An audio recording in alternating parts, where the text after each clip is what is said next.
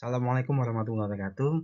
Ketemu lagi dengan saya untuk topik hari ini yaitu greedy algoritma. Jadi mungkin kalau di dalam bahasa Indonesia greedy itu artinya rakus. Jadi ini merupakan sebuah algoritma yang menggunakan konsep ambil yang terbaik seperti itu. Jadi greedy kan biasanya kan dikatakan sebagai rakus, cuma di sini dalam konotasi yang lebih positif yaitu kita mencoba mencari solusi yang optimal dengan cara mengumpulkan semua solusi optimal. Jadi greedy ini merupakan langkah yang biasa kita lakukan untuk mengambil sesuatu yang terbaik. Kita tahu bahwa di kehidupan sehari-hari kita selalu memilih hal-hal yang selalu lebih baik atau mungkin paling baik yang kita miliki. Misalnya kalau kita ingin menyupir dari sebuah kota ke kota lain, kita selalu akan berpikir, oh langkah-langkah seperti ini yang paling baik. Atau mungkin ketika kita bermain kartu, kita akan selalu bermain dengan memilih langkah-langkah terbaik. Atau ketika kita akan melakukan investasi, atau mungkin kita ingin menabung, kita selalu mencari yang terbaik. Nah, konsep inilah yang akan digunakan dalam menyelesaikan sebuah permasalahan. Jadi inti dari greedy itu adalah kita berharap dengan mendapatkan optimal secara lokal, gitu ya, secara lokal, jadi dipilih satu persatu optimal secara lokal, maka akan menghasilkan solusi secara global, secara keseluruhan. Jadi intinya itu seperti itu. Jadi dengan harapan kita mengumpulkan solusi optimal secara lokal atau mungkin secara optimal secara parsial, kita mengharapkan akan menghasilkan solusi optimal secara global. Nah, konsep greedy ini untuk beberapa masalah ini bekerja sangat baik. Tapi yang perlu diingat adalah tidak semua masalah bisa diselesaikan dengan greedy. Seperti itu ya. Nah, greedy dibandingkan dengan algoritma lainnya itu cenderung lebih mudah untuk diimplementasikan dibandingkan dengan algoritma non-greedy.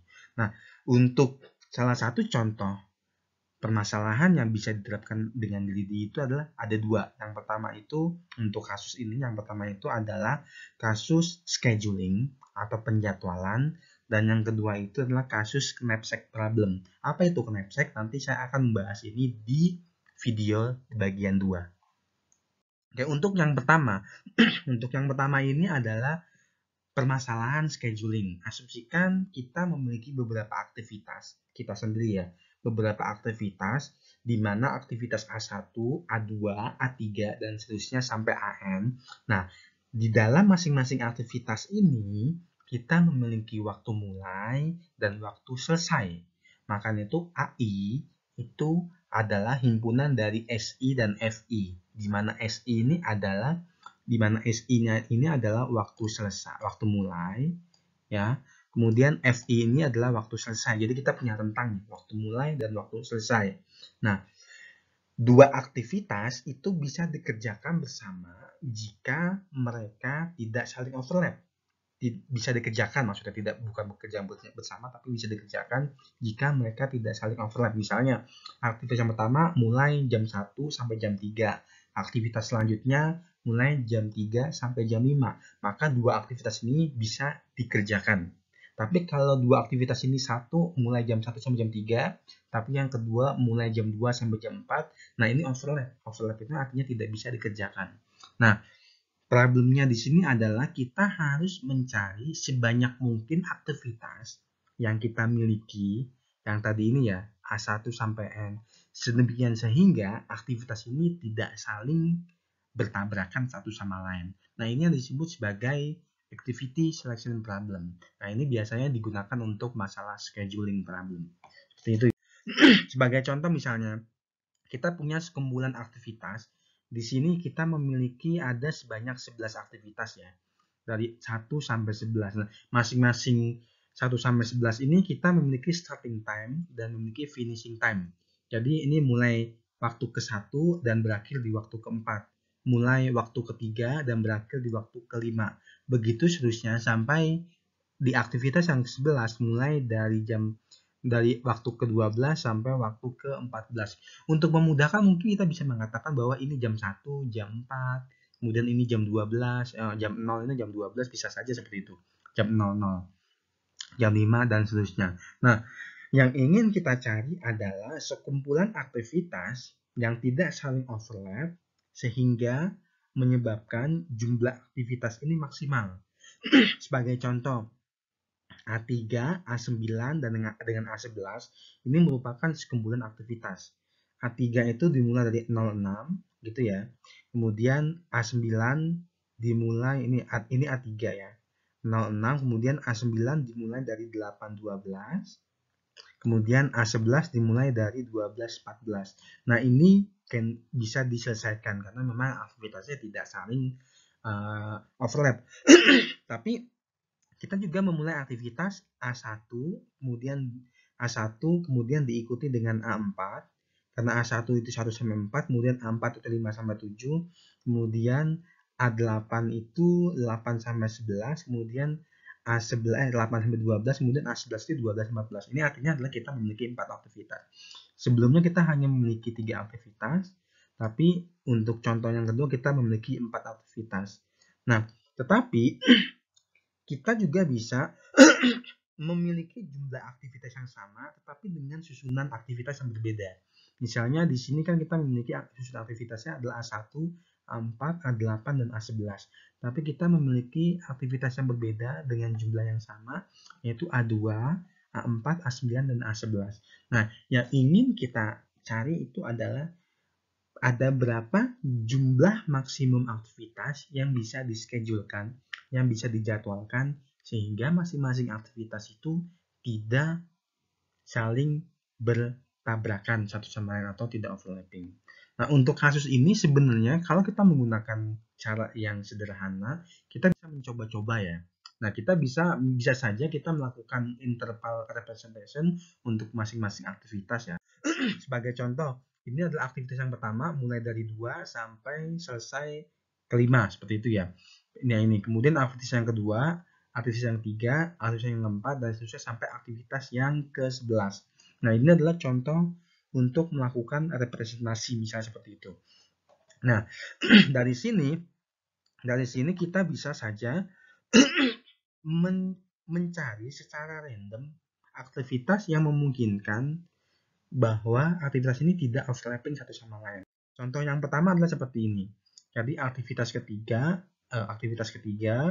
kemudian aktivitas kesekian, dan aktivitas yang terakhir. Nah, ini bisa saja. Berarti untuk kasus ini jumlahnya itu ada 3 aktivitas karena tidak saling overlapping. Atau mungkin contoh yang lain seperti ini. Ini ditambah dengan ini, tambahkan dengan ini, tambahkan dengan ini. Ini juga aktivitas. Kita memiliki sebanyak 4 aktivitas. Atau mungkin contoh yang lain.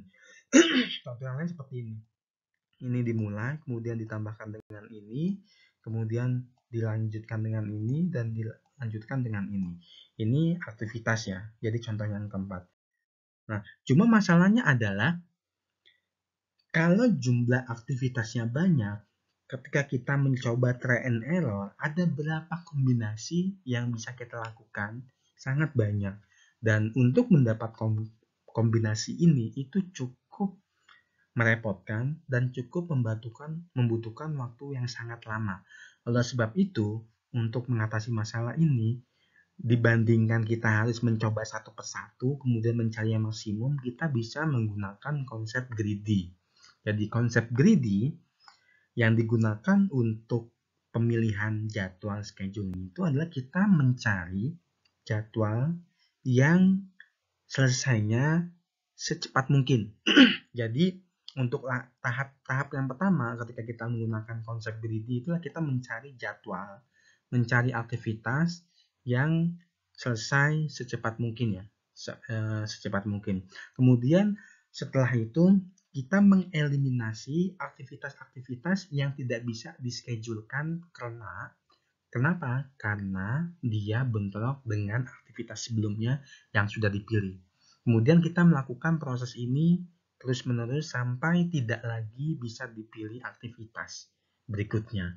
Oke, mungkin untuk contoh bagaimana cara melakukan greedy ini adalah asumsikan kita memilih di antara semua aktivitas hanya aktivitas yang pertama yang selesai paling awal. Kalau kita lihat kan ini selesainya di belakang. Ya, ini selesainya setelahnya. Sedangkan ini adalah aktivitas yang selesai paling awal ya. Otomatis ini selesai paling awal. Kita tutup seperti ini. Nah, karena kita sudah memilih aktivitas yang selesai paling awal, maka semua aktivitas yang jadwalnya bertabrakan dengan aktivitas yang kita pilih itu kita abaikan. Nah, kalau kita lihat dari sini, aktivitas ini itu bentrok ya, berarti kita akan mengabaikan. Aktivitas ini juga bentrok, kita abaikan. Aktivitas ini juga bentrok, kita abaikan. Dan aktivitas ini bentrok, kita abaikan. Artinya, 4 aktivitas ini kita tidak akan pilih. Kenapa? Karena kita sudah memilih aktivitas yang ini ya. Seperti itu. Nah, ini adalah aktivitas yang tidak akan kita pilih. Nah, ini untuk pilihan yang pertama. Kemudian kita lakukan lagi pemilihan aktivitas berikutnya. Kita memiliki 1, 2, 3. Ini ya, ada 3, kemudian ada 4, ada 5, ada 6 kandidat. Nah, dari 6 kandidat aktivitas ini, mana yang selesai paling cepat? Nah, selesai paling cepat ini adalah yang ini. Otomatis kita akan memilih aktivitas ini ya. Nah, setelah kita memilih aktivitas ini, maka kita membuat sebuah kayak partisi seperti ini. Kemudian semua aktivitas yang bertabrakan dengan aktivitas yang sudah kita pilih itu diabaikan. Berarti ini kita abaikan, kemudian ini juga kita abaikan. Selisihnya oke, tidak masalah ya. Tidak masalah. Kemudian karena ini sudah kita abaikan, berarti kita tidak perlu lagi memilih aktivitas yang ini ya. Selanjutnya, setelah kita memilih ini, yang harus kita pilih adalah aktivitas yang ini ya. Karena ini adalah aktivitas sisa yang selesainya lebih dulu dibandingkan dengan yang lainnya. Nah, kalau ini kan tidak mungkin, sedangkan ini juga tidak mungkin. Jadi kita pilih yang ini. Nah, dari sini, dari yang kita pilih ini, mana aktivitas yang tidak mungkin kita lakukan? Karena kita sudah memilih 3 ini, otomatis ini tidak mungkin kita lakukan. Karena ini sudah bentrok dengan aktivitas yang kita miliki. Otomatis itu kita abaikan. Nah, yang terakhir, maka kita akan mendapatkan aktivitas yang ini. Artinya, dengan menggunakan konsep greedy ini, kita mendapati bahwa jumlah maksimal aktivitas yang bisa didapatkan adalah sebanyak 4. 4 aktivitas, yaitu aktivitas yang ini, ditambahkan dengan aktivitas yang ini, kemudian dilanjutkan dengan aktivitas yang ini, dan selanjutnya dilanjutkan dengan aktivitas yang ini. Kira-kira ada tidak sekumpulan aktivitas yang lebih dari 4? Saya kira dari contoh yang ini, tidak ada aktivitas lainnya dengan jumlah aktivitas lebih besar dari 4. Karena saya kira 4 ini sudah yang paling maksimum. Nah, beginilah cara kerja dari greedy ya. Jadi memang di dalam greedy algorithm, yaitu kita mencari tahapnya itu ya, menggunakan looping dan terus menerus looping itu, kita mencari sekumpulan aktivitas yang selesai lebih dahulu gitu ya. Setelah kita mendapatkan sekumpulan aktivitas yang selesai lebih dahulu, kemudian kita menghapus atau menghilangkan atau mengabaikan aktivitas-aktivitas yang bentrok dengan aktivitas yang telah kita pilih. Nah, setelah diabaikan, nanti kita akan memiliki beberapa aktivitas sisa. Nah, aktivitas sisa inilah yang nanti akan kita pilih mana yang paling selesai lebih dulu. Setelah kita memilih yang paling selesai lebih dulu, kemudian kita abaikan lagi aktivitas yang bentrok. Begitu seterusnya, ini kita lakukan terus-menerus sampai kita tidak bisa lagi memilih aktivitas yang ada. Otomatis diharapkan dengan mekanisme greedy ini, proses yang kita lakukan jauh lebih efisien dibandingkan kita harus mencari atau mungkin mencoba satu persatu sekumpulan aktivitas yang kita miliki. Mungkin kalau jumlah aktivitasnya sedikit, bolehlah kita tidak masalah dicoba-coba ya. Tapi kalau jumlah aktivitasnya banyak, itu tidak memungkinkan bagi kita untuk mencoba-coba. Nah, ini adalah salah satu contoh bagaimana algoritma greedy digunakan untuk permasalahan pemilihan aktivitas. Seperti itu. Nah, perlu ditekankan bahwa bisa saja tidak semua problem pada pemilihan aktivitas universitas ini bisa mendapatkan hasil yang sangat optimal dengan menggunakan greedy. Bisa saja ketika kita mencoba menggunakan greedy, ternyata hasilnya tidak optimal, itu tidak masalah. Tapi di banyak kasus, greedy akan selalu menghasilkan nilai yang optimal. Di banyak kasus, tidak di semua kasus. Oke, kemudian untuk contoh yang kedua, yaitu knapsack problem, kita akan bahas pada video bagian kedua. Mungkin itu saja dari saya. Terima kasih. Wassalamualaikum warahmatullahi wabarakatuh.